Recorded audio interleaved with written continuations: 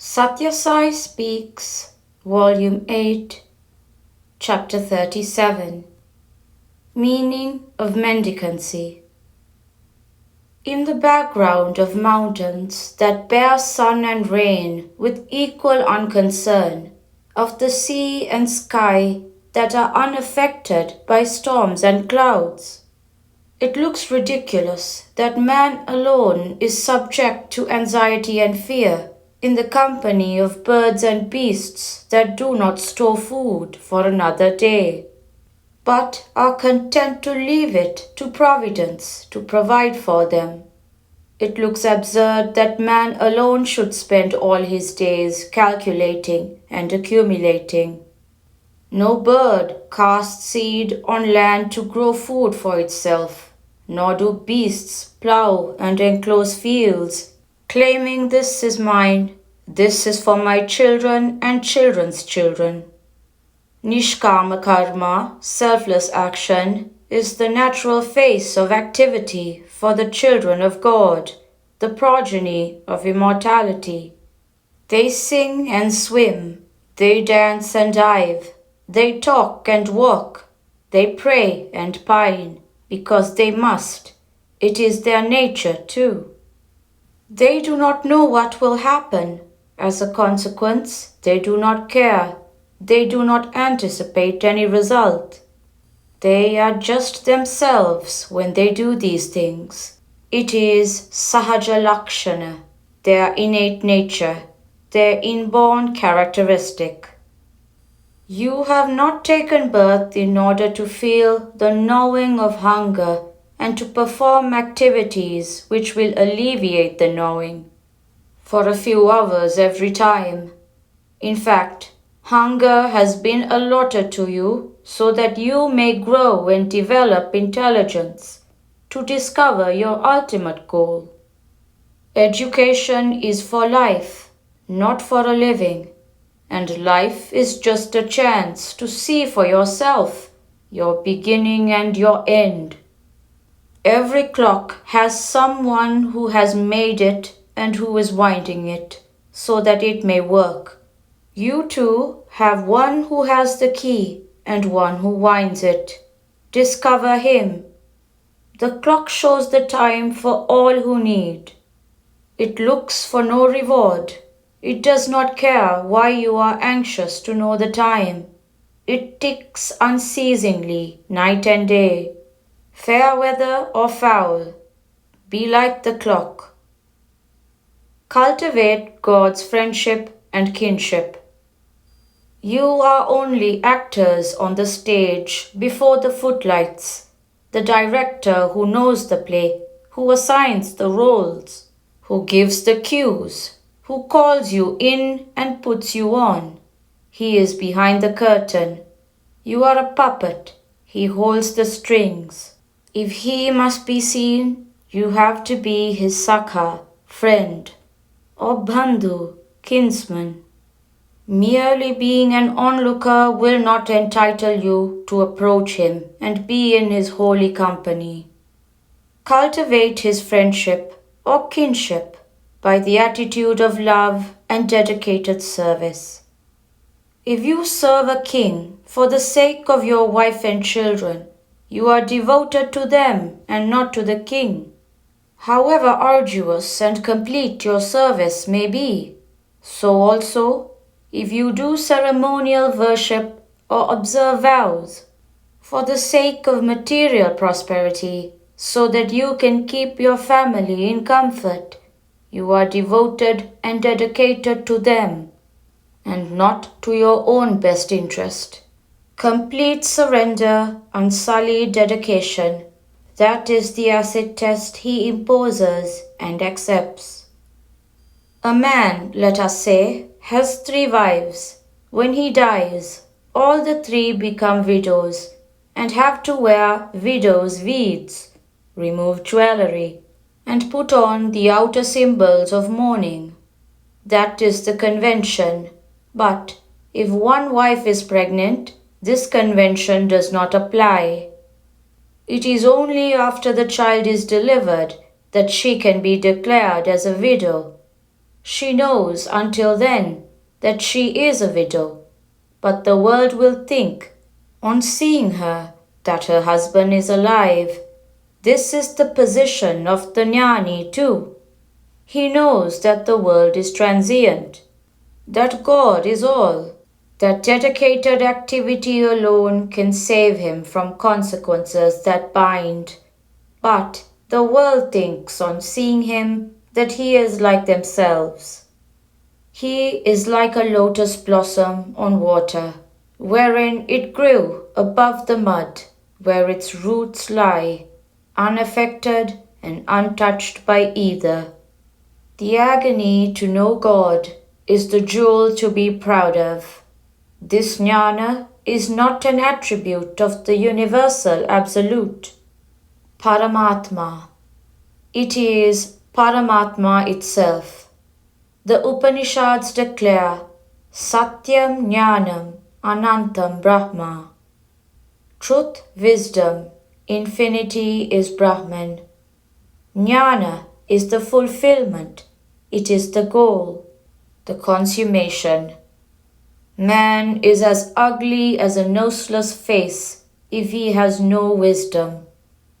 Whatever other attainments he may decorate himself with, the yearning, the agony, the endeavor to know him and his might and mystery is the jewel to be proud of. The consciousness that God is the indweller who prompts and executes all that we feel, think, and do, that gives us the inspiration to surrender, the strength to dedicate, the urge to be but an instrument in his hands for his purpose, is jnana. There was a king who led his mighty army across the snowy peaks that bounded his kingdom into his neighbor's realm.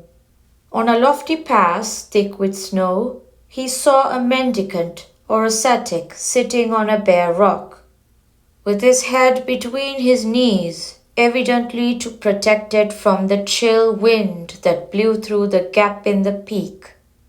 He had no clothes on his body. The king was overcome with pity.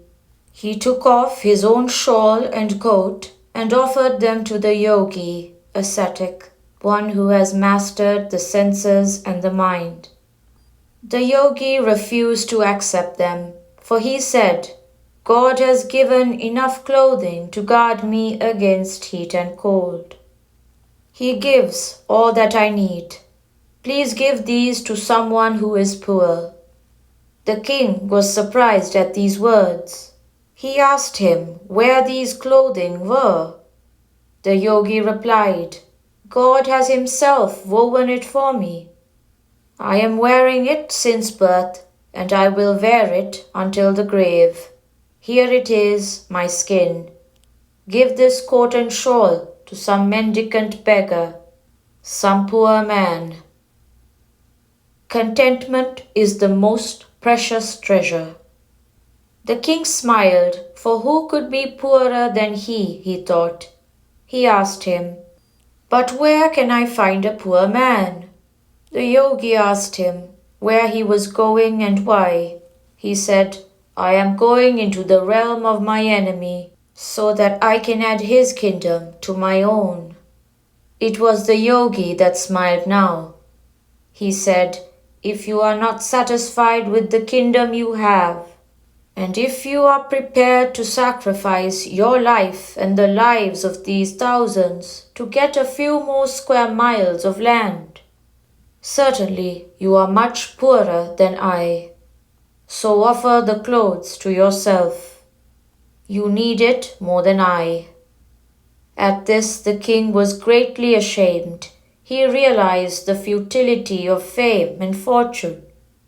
He returned to his own capital, thanking the yogi for opening his eyes to his own innate poverty. Contentment is the most precious treasure, he realized. Great men spread the light of their wisdom through every word and deed of theirs. Of course, one must use his own discretion and higher reasoning in order to discriminate the real from the unreal. There was an old merchant who used to attend all religious discourses in the town, especially when they were musical as well. For 30 years he never missed a single one, and people wondered at his steadiness and faith. One day he took with him his son also, a boy of 16. That day the Pandit spoke of the sacred cow, and of her being the fourth mother of man, after the scripture mother, earth mother, and one's own mother. He exhorted the listeners to revere the cow and refrain from the slightest ill treatment, in spite of the strongest provocation. Constant practice alone is rewarded by grace. The next day the merchant had to go to another village on some urgent work, and so he posted his son in the shop and left. By noon, a cow entered the shop and started eating large mouthfuls of grain, jaggery, and other articles, delicious to her taste, from the open containers ranged around the stool where the boy sat. The boy did not stir a finger, because it was the sacred cow. By evening, the father came back. Beholding the damage, he reprimanded his son severely. You should not take those discourses to heart when you come away from the place while shaking off the dust from the carpet on which you sat. You must shake off from your brain any idea that might have stuck therein from the discourses of the Pandit. If I had not done so every day during these 30 years, you and I and all of us would have died of starvation. Detachment is a plant of slow growth. If you pluck the tender plant to look for the pods, you will be disappointed. So too, long and constant practice alone is rewarded by the peace that grace offers. Grace is acquired by surrender, as Krishna has declared in the Gita. When the Gita directs you to give up all dharma, set codes of morality, it does not ask you to also give up all karma, activity. That is to say, you have to do karma, and when you do it for God, through God, and by God, the dharma of it does not matter. It has to be acceptable, and it is bound to benefit you. The statement is not an invitation to licentiousness or complete inactivity. It is a call for dedication and surrender to the highest in man, that is, God. God is pleased only by genuine endeavor. There was once a wicked commentator who said that this direction removes the need to discriminate between right and wrong. He must have been the same person who said the Lord says in the Gita that he will be pleased even if a leaf, a flower, a fruit, or a little water is offered to him. Well, this hookah contains all four: the tobacco leaf, the red flower denoted by the cinders, the shell of the coconut fruit, and water through which the smoke bubble bubbles.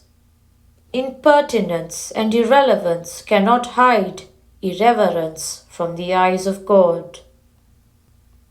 The Lord will not be moved by strict scholarly commentary. He is pleased only by actual practice, by genuine endeavor, by honest, sincere effort, by the tireless striving to cleanse the mind. The striving must be alert and active until the goal is reached. Someone asked Ramana Maharshi, "How long am I to engage myself in dhyana?" Maharshi replied, "Until you lose all awareness of the experience of dhyana."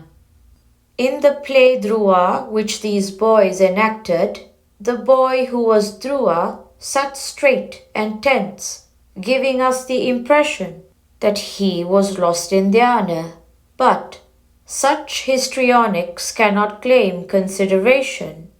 In real dhyana, you soon get over the consciousness that you are doing dhyana. In fact, every moment in life must be a moment utilized for dhyana. That is the best way to live. When you sweep your room clean, tell yourself that your hearts too have to be swept likewise. When you cut vegetables, feel that lust and greed too have to be cut into pieces. When you press chapatis wider and wider, desire in addition that your love may take in wider and wider circles and expand even into the region of strangers and foes. This is the means by which you can make your home a hermitage and the routine of living into the route to liberation. Prashanti Nilayam, September 29th, 1968. Some people raise the question, how can we make a living if we adhere to truth? Well, you cannot escape death whatever way you spend your days. It is far better to die adhering to truth than die sliding into falsehood. Do this duty to yourself first, then consider the rights of others. Sri Sathya Sai Baba.